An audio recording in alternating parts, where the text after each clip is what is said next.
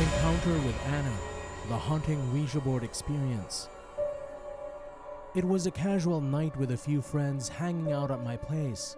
Someone jokingly suggested using a Ouija board, just for fun. We set it up, dimmed the lights, and placed our fingers lightly on the planchette.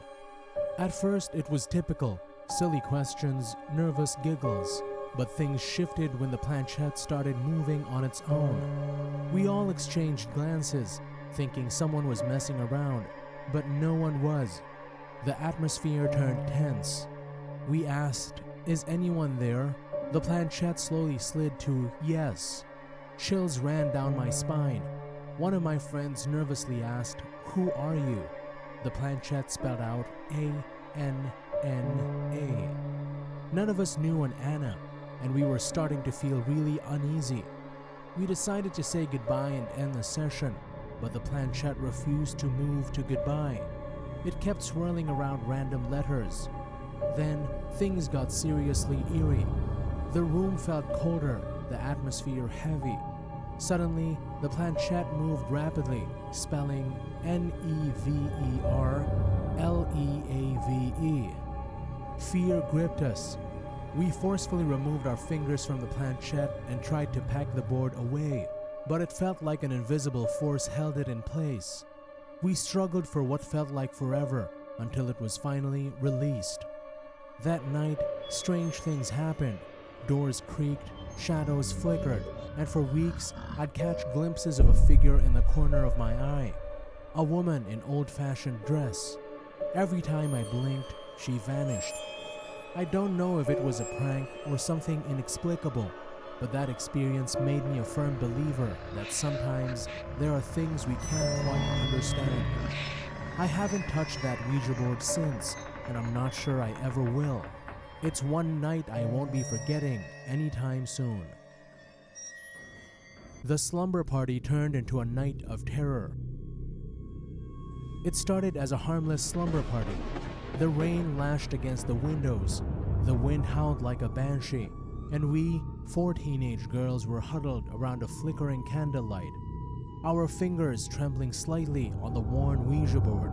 We were giddy with a mix of excitement and apprehension, eager to make contact with the spirit world. "Is anyone there?" we chanted in unison, our voices barely audible above the storm's fury. The planchette, a plastic triangle with an eye painted on its center, remained stubbornly still. "Come on, speak to us," one of my friends, Sarah, urged, her voice tinged with a nervous laugh. Suddenly, the planchette launched forward, gliding across the board with a speed that made us gasp. It stopped at the letter Y, then moved on to spell out the chilling word, yes. We were frozen in disbelief. Our hearts hammered against our ribs, and the silence that followed was broken only by the crackling fire and the relentless drumbeat of the rain. Emboldened, we continued to ask questions, each response more unsettling than the last. The spirit identified itself as Emily, a young woman who died tragically in a fire.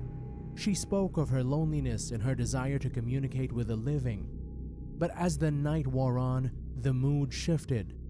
Emily's messages became increasingly disturbing.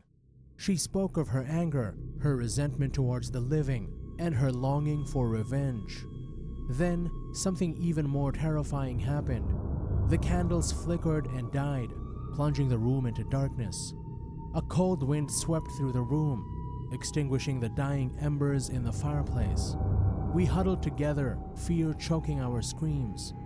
In the darkness, we heard it. A faint scratching sound coming from the corner of the room.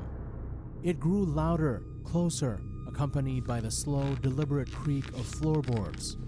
We were paralyzed by terror, unable to move or even breathe. Then, a ghostly figure appeared in the doorway. It was tall and thin, its face obscured by a veil of darkness. Its eyes, 2 burning embers in the darkness, fixed upon us with an intensity that chilled us to the bone.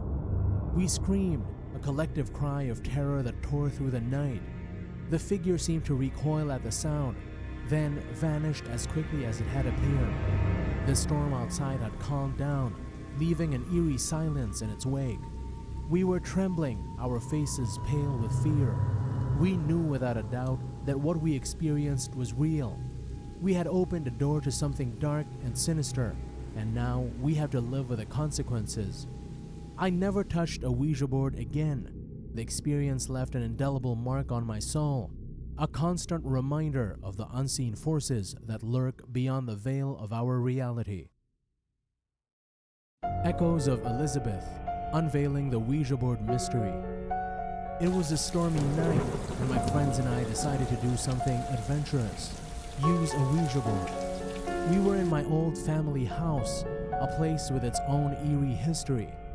Setting it up felt more ominous with a howling wind inside. As we placed our fingers on the planchette, the atmosphere changed.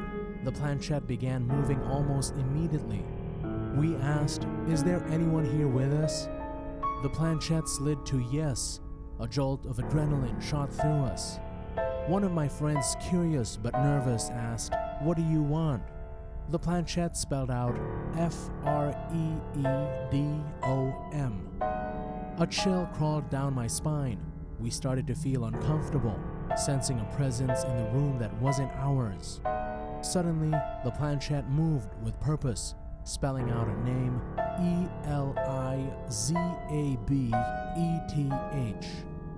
None of us knew an Elizabeth, and the feeling in the room grew heavier. We decided to end the session, but the planchette wouldn't budge toward goodbye.